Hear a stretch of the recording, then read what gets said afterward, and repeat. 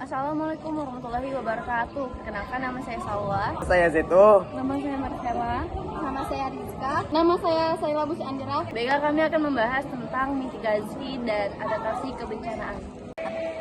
Pengertian bencana. Bencana adalah peristiwa atau rangkaian peristiwa yang mengganggu dan mengancam kehidupan dan penghidupan masyarakat. Bencana dapat mengakibatkan kerugian jiwa, kerusakan lingkungan, kerugian harta benda, serta dampak psikologis. Nah, dinamika bencana terjadi karena integritas dari beberapa aspek. Yang pertama, kerentanan. Kerentanan adalah keadaan manusia yang menyebabkan ketidakmampuan dalam merespon bencana. Nah, jenis dari kerentanan ini meliputi sosial terkait usia dan kepadatan penduduk, alam terkait kondisi fisik dan bangunan, serta ekonomi terkait pekerjaan dan penghasilan rendah. Yang kedua, ancaman. Ancaman adalah peristiwa yang menyebabkan kerugian, kerusakan lingkungan, serta korban jiwa. Nah, ancaman ini bisa disebabkan dari teknologi, manusia, alam, dan lingkungan. Nah, biasanya di daerah rawan seperti pesisir, lereng gunung, dan longsor lebih beresiko terkena dampak ancaman. Yang ketiga, kapasitas. Kapasitas adalah kemampuan manusia atau masyarakat untuk mengurangi resiko bencana melalui kesiapsiagaan, persiapan, dan respon. Jenis-jenis bencana. Nah, jenis-jenis bencana di Indonesia terbagi menjadi 3 loh teman-teman. Yang pertama, bencana alam. Bencana alam adalah fenomena yang disebabkan oleh suatu aktivitas alam. Nah, Indonesia rawan terkena bencana alam karena letaknya di pertemuan 3 lempeng besar, curah hujan yang tinggi, dan berada di cincin api Pasifik. Nah, contoh dari bencana alam di Indonesia antara lain gempa bumi. Gempa bumi terjadi karena pergeseran lempeng, aktivitas vulkanik, dan runtuhan. Contohnya, gempa yang diikuti tsunami di Aceh pada tahun 2004 yang menyebabkan sekitar 227.900 orang. Selanjutnya, tsunami. Tsunami terjadi karena gempa, letusan gunung api, atau runtuhan di bawah laut. Contohnya, tsunami Palu pada tahun 2018 dengan lebih dari 2.000 korban. Selanjutnya, gunung meletus. Indonesia rawan terkena letusan gunung api karena berada di cincin api Pasifik. Contohnya, erupsi Gunung Semeru pada tahun 2021 dengan 22 orang meninggal, 5.204 mengungsi, dan 5.004 terdampak. Nah, contoh lainnya ada banjir, kebakaran hutan dan lahan, serta angin puting beliung.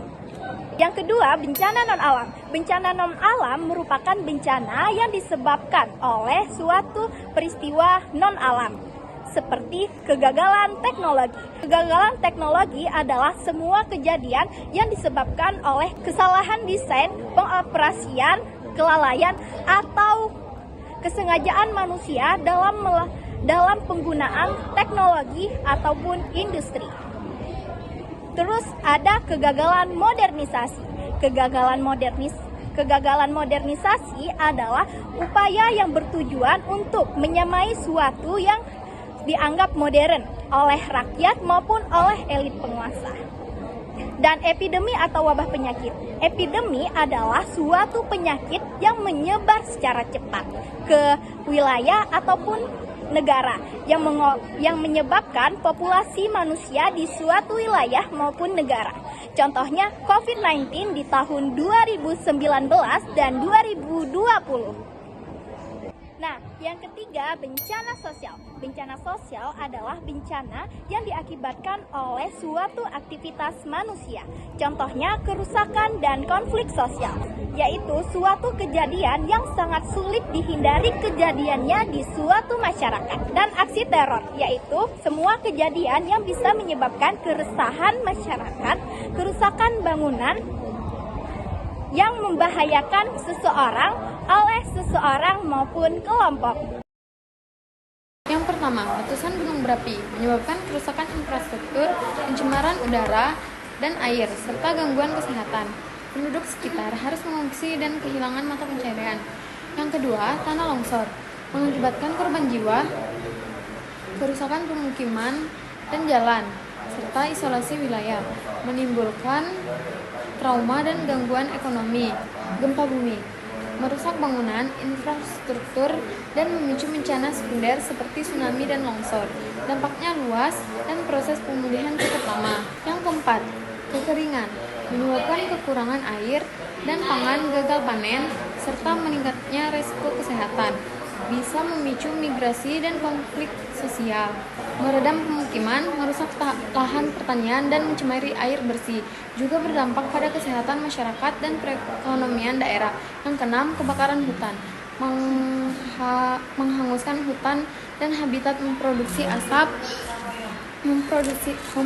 asap berbahaya serta mengganggu kesehatan dan transportasi. Bisa menyebabkan perubahan iklim lokal. Yang ketujuh, tsunami.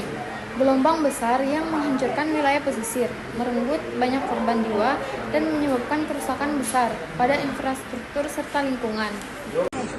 Pengurangan risiko dan dampak bencana dapat dilakukan dengan cara mengetahui persebaran daerah rawan bencana. Berikut ini adalah persebaran daerah rawan bencana alam di Indonesia. Yang pertama yaitu gempa bumi. Daerah di Provinsi Aceh, Sumatera Barat, Pulau Jawa di bagian selatan, Lombok, Maluku sering terjadi getaran gempa. Mayoritas bencana alam disebabkan oleh patahan aktivitas tektonik atau deformasi batuan. Yang kedua yaitu letusan gunung berapi. Indonesia memiliki banyak gunung berapi. Persebaran gunung berapi di Indonesia berada di daerah Jawa, Sumatera, Nusa Tenggara, Maluku, dan Sulawesi. Wilayah di sekitar gunung berapi memiliki resiko yang tinggi terdampak erupsi. Yang ketiga, tsunami. Daerah yang memiliki resiko ancaman tsunami yang tinggi terdapat di Sumatera bagian selatan, Kepulauan Maluku, Pulau Papua bagian utara. Sedangkan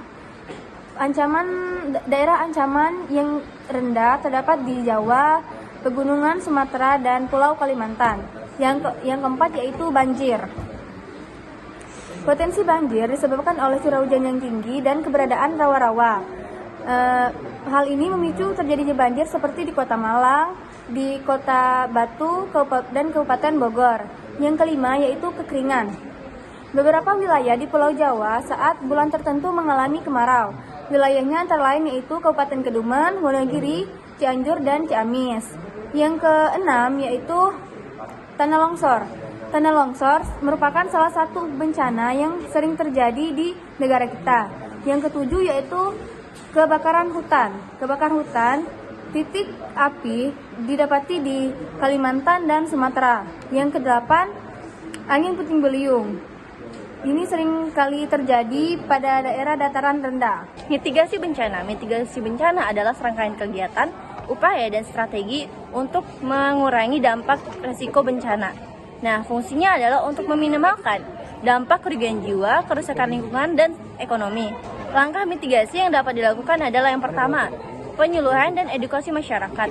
Yang kedua, peningkatan kapasitas masyarakat. Yang ketiga, pembangunan fisik seperti sarana dan prasarana. Mitigasi bencana terdiri dari dua macam. Yang pertama, mitigasi struktural, yaitu dilakukan dengan pembangunan fisik seperti infrastruktur, teknologi, sarana, dan prasarana. Sedangkan mitigasi non-struktural yaitu penyadaran masyarakat seperti simulasi, pendidik, pelatihan, kebijakan, atau aturan. Nah, pendekatan berbasis kearifan lokal terdiri dari 5 dimensi. Yang pertama nilai, yang kedua pengetahuan, yang ketiga adalah mekanisme pengambilan keputusan, yang dimana ketiga dimensi ini termasuk ke dalam mitigasi non-struktural. Yang keempat adalah solidaritas kelompok, yang kelima mekanik, yang dimana kedua dimensi ini termasuk ke dalam mitigasi struktural. Jenis-jenis mitigasi bencana. Yang pertama, bencana tsunami. Mitigasi yang dapat dilakukan adalah dengan penanaman mangrove atau bakau di sepanjang pinggir pantai. Yang kedua adalah dengan cara memiliki pengetahuan terkait data gempa yang berpotensi mengakibatkan tsunami. Yang ketiga adalah memiliki alat pendeteksi tsunami. Bencana yang kedua yaitu mitigasi gunung berapi. Mitigasi yang dapat dilakukan adalah dengan cara melakukan pembangunan tanggul untuk menahan lahar agar menahan lahar agar tidak masuk ke pemukiman warga. Bencana yang ketiga adalah gempa bumi. Mitigasi yang dapat dilakukan adalah mengikuti simulasi mitigasi bencana gempa. Yang keempat, mitigasi bencana tanah longsor. Mitigasi yang dapat dilakukan adalah dengan cara menghindari lahan yang rawan terkena longsor untuk membangun pemukiman. Yang kelima adalah banjir. Mitigasi yang dapat dilakukan adalah dengan membuat waduk atau tanggul untuk mencegah terjadinya banjir. Yang keenam adalah mitigasi bencana kekeringan. Mitigasi yang dapat dilakukan adalah dengan cara melakukan reboisasi hutan untuk mencegah kekeringan. Adaptasi untuk jenis bencana. Masyarakat melakukan adaptasi seperti membangun rumah tahan gempa dan embung.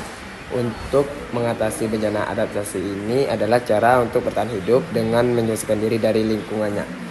Adaptasi bencana yang pertama adalah adaptasi bencana gempa bumi, yang dilakukan dengan membangun rumah sesuai standar gempa dan menanam tanaman.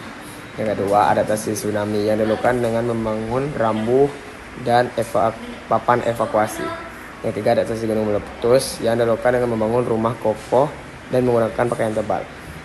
Yang selanjutnya ada adaptasi tanah longsor, yang dilakukan dengan menanam pohon kembali.